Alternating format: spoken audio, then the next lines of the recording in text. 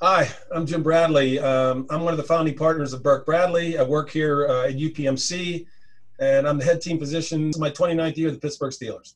And you're listening to Interview with a Surgeon with the Surgeon Agent.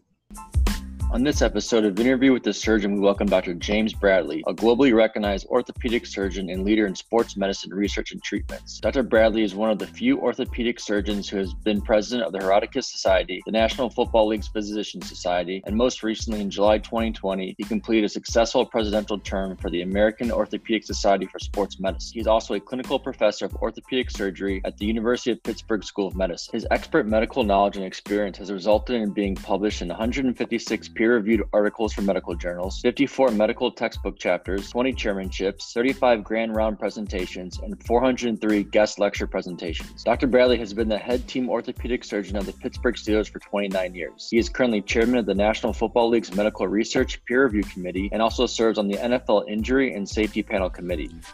Hello, everyone, and thank you for joining Interview with the Surgeon. Today, we welcome Dr. James Bradley, orthopedic surgeon and partner at Burke Bradley Orthopaedics. Doc, how are we doing today? I'm doing great. We just got done. A lot of surgery. Well, thanks for being with us. So let's just jump right into it. What were your goals and aspirations during your residency, and how did those change during your fellowship? Well, I have a sports background, so I kind of gravitated to orthopedics, and my goal always was to be a sports medicine doctor because that's kind of I just fell into it. You know, I understood it, athletics. I played a lot of football, so my goal was always to do that. And then in my fellowship, I was lucky enough to go to Curl and Job, where you get to learn how to take care of professional teams. So my overall goal was I always wanted to try to be that guy if I could be the guy. I mean, and it takes a lot of hard work, but it takes a lot of luck too to get to that position. And when I went to Curl and Job, it was perfect. It was a perfect storm out there because they took care of every major league in the whole, LA area. So I basically concentrated a lot on, I knew football, so I did a lot of basketball, and I did the Dodgers with Dr. Job. So I kind of knew my path when I got there. I mean, it was so crystal clear to me. Once I sat with Dr. Curlin the first time and watched him interview patients, I go, this guy's got it. I'm hanging with him. So taking us through that fellowship year, what was your mentality heading into your first job search, and how that perspective changed the beginning years of your career? Yeah, so I was offered a job here from a very big private practice group. They called it the Red Label Group here in Pittsburgh. It was the premier group. And I went out to LA, they offered me a job at the end of my fellowship. So I had a couple job offers. For me, what made my mind up is if I stayed in LA, I'd have had a great career, I think. I really would. Dr. Job, Dr. Curlin, they were mentors of mine. They took care of me. But in my heart of hearts, I'm a Western Pennsylvania kid. I grew up in a small town in the mountains of Western Pennsylvania. I wasn't from California. And I just felt in my heart of hearts, the first thing I said was, and the story is this, I was coming home to tell my parents I was going to take that job. And when I flew into Pittsburgh and saw the different contrasts, I just belonged here. And I couldn't tell my parents. When I couldn't tell my parents I was going to take that job, I knew I belonged back here. That's when I called the group back here and said, would you consider me for this job? And luckily they said yes. So that's kind of my story, but I still think I'd had a great time at Curl and Job. So throughout your career, would you ever consider going academic, or were you private practice focused all the way? So this is what I did. When I came back, I went into private practice, and this group, they didn't have a sports guy, and there were 10 of them. So all of a sudden, my volume was, they weren't doing ACLs, they weren't doing UCLs, they were doing scopes of elbows and ankles. They didn't do that at that time. So I got a lot of volume that way. But what I thought in the back of my mind is, and as you know, we've had other guys on here, the chance of you changing your job in the first so many years is like 50%. So I knew there was a good chance that maybe I'm not going to be there.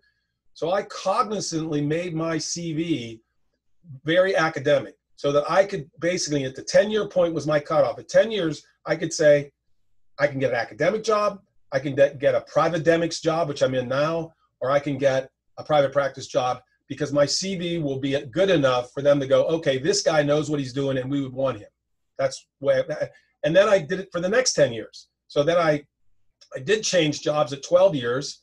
I'm still at the same job, but my goal even when I was in here, was I'm making this CV so good that if I wanted to maybe think about, I don't know, being a chairman or doing something like that, maybe I would want to do that as I grew. You know, I mean, you gotta evolve. You can't just stay stagnant. It's a really bad thing to do. You always got to think, what am I going to do in 10 years? Where am I going to be? Throughout your career, what would you say were some of the keys to your success that shaped your early career as you climbed to the top of the industry?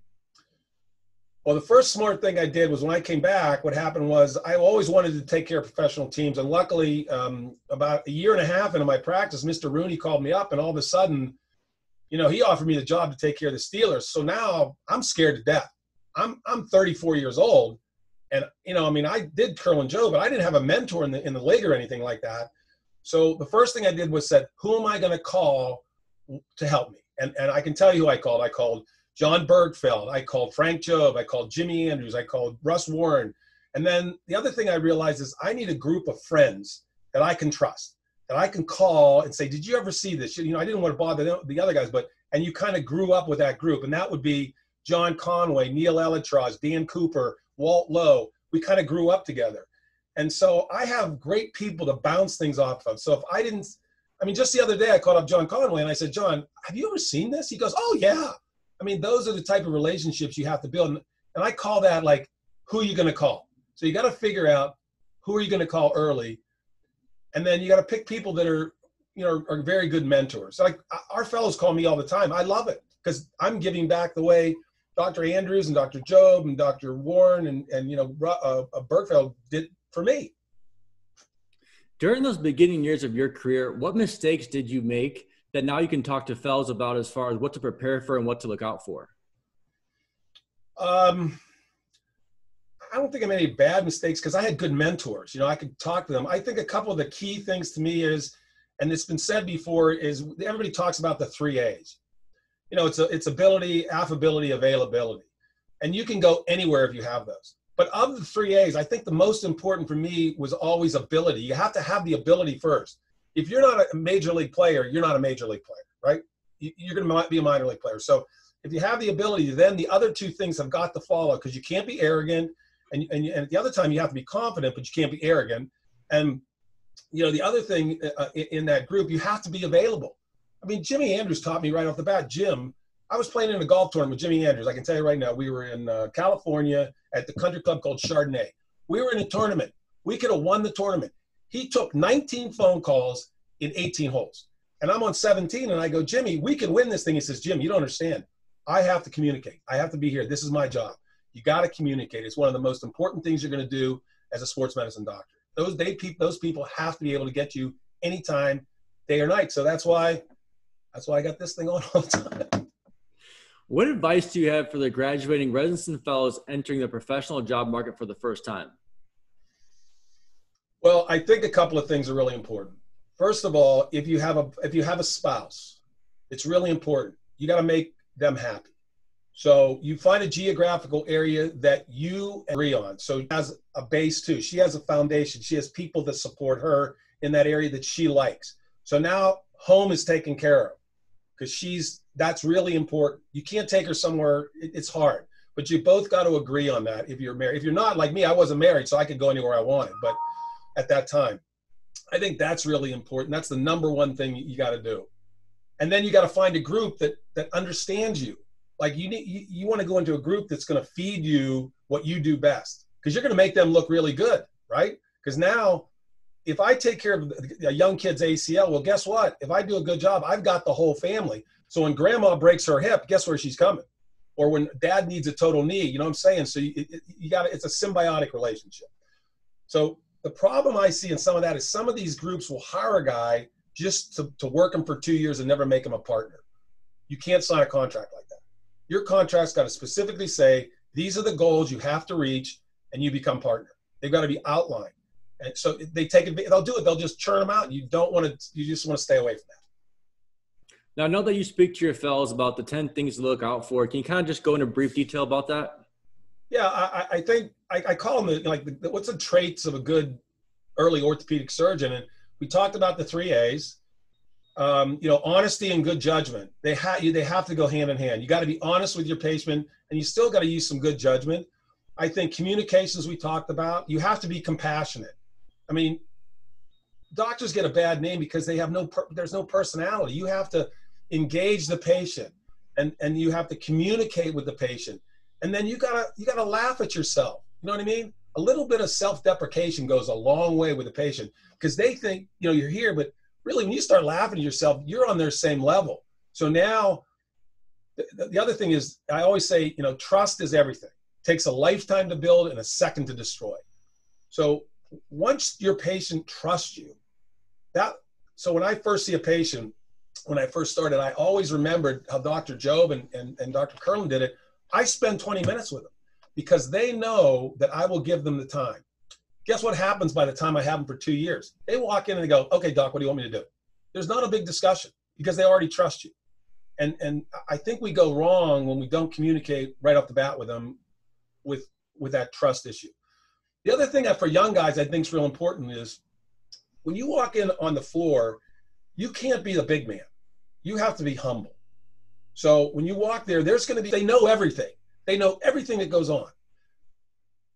My father taught me this. I immediately Rose was my girl. I immediately went to Rose and I said, Rose, I'm Jim Bradley. I just got here. I don't know crap. I need some help. Would you help me?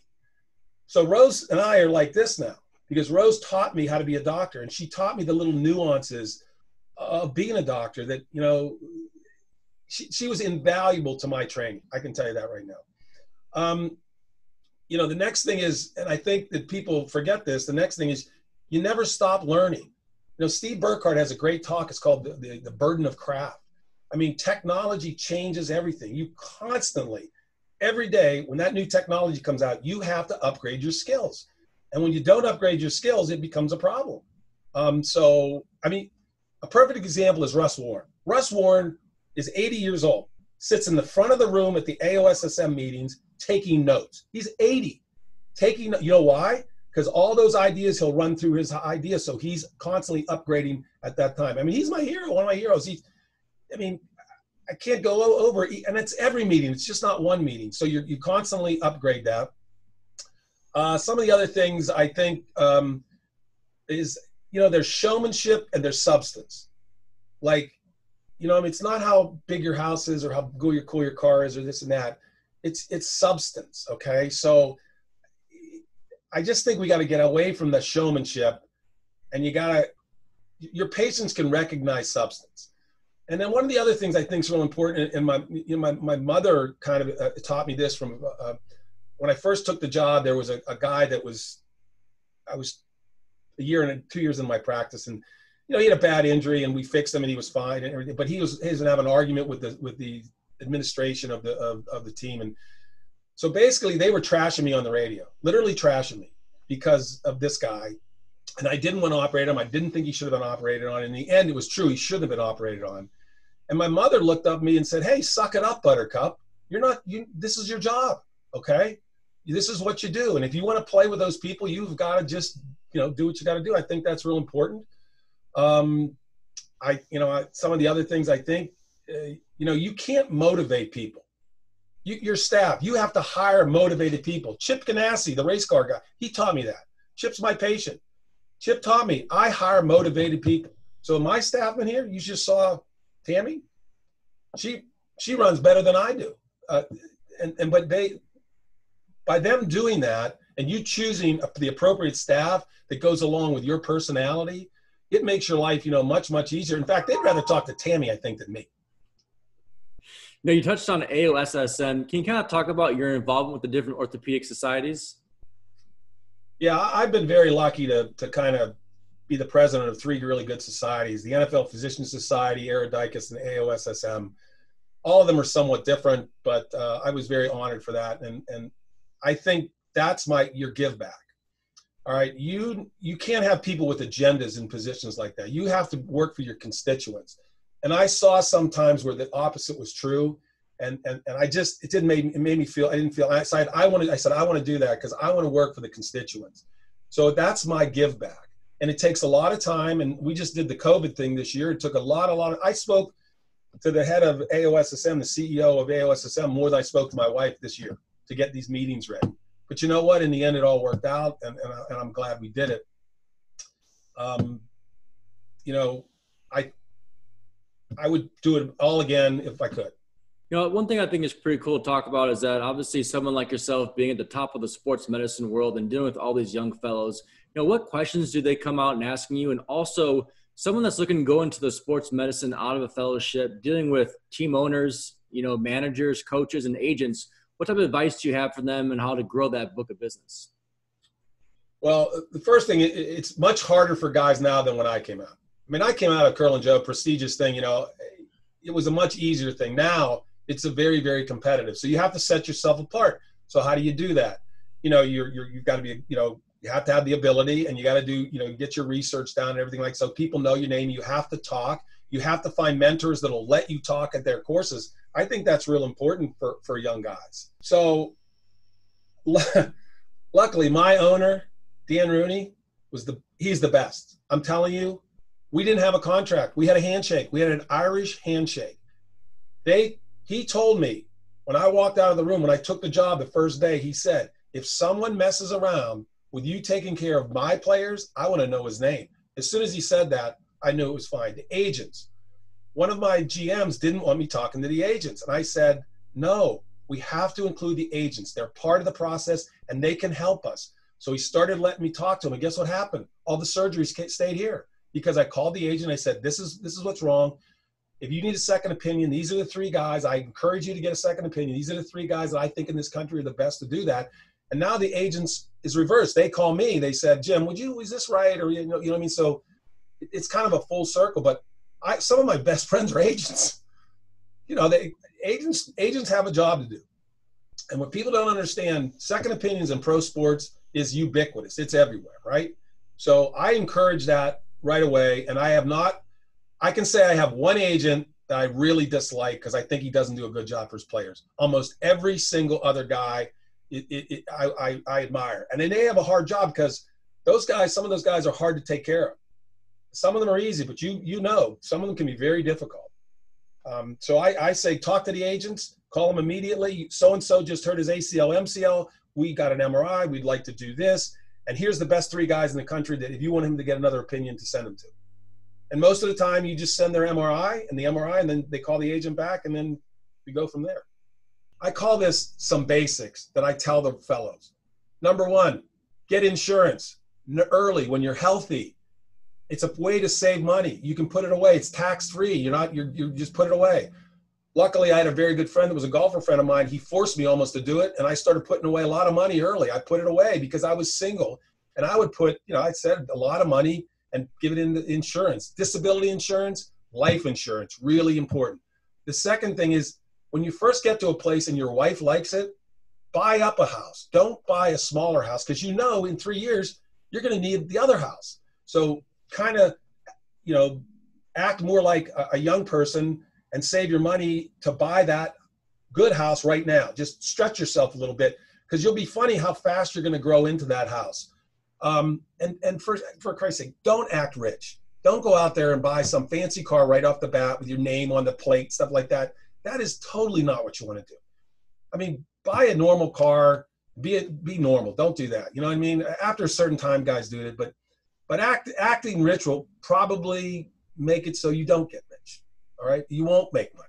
All right. Because people will dislike that. Some of the other things is you have to find a really good lawyer, a great account. It took me three accountants to find, and a really good financial guy, and it took me 5 financial guys. If I'd have got this financial guy right now that I have right now, I'd have been really good, but I had to learn because no one taught me how to do that. So I had no guidance. I didn't have a guy like you. I didn't have someone I could go to you and say, all right, who should I go to? My young partner, he just asked me, we just hired him. I said, here's your accountant, here's your investment guy, and here's your lawyer. He didn't have to look one area. The other thing I think is real important is Chris Ahmad in New York City, the Yankees doctor, wrote a great book. You got to have some grit. I mean, you can't be intimidated. You got to have a little edge to you, a little edginess. You can't be a pushover. And when things go bad, you got to be tough. You got to be tough on yourself, and you got to walk the extra mile. The next thing I think is really important is choose your mentors very well. I mean, Dan Rooney and I were really good friends. it took, I ate dinner with the guy for 26 years on the road, but his wisdom, when I was confused about something, I would talk to not only the orthopedic guys, but I would talk to Dan and his son, Art, his son, who's my age. I would ask them about it because they've been in the business world. I go, I'm struggling with this. The next thing I think you should do is, some of my patients taught me some stuff. Greg Norman is my patient and my friend. And he taught me, look, Jim, he said, DIP, do it now and do it properly. And don't be afraid of failure. Failure, you got to learn from your failure. And we were talking about, the Masters a little bit. And he said, Jim, I learned from that. He never complained about it. He learned from it. And I think, we're all not perfect. And we got to accept the fact that sometimes we're not perfect, but you got to do better. And that's kind of what I try to do. We hope you enjoyed this episode of Interview with the Surgeon. Until next time, stay focused and keep following your dreams.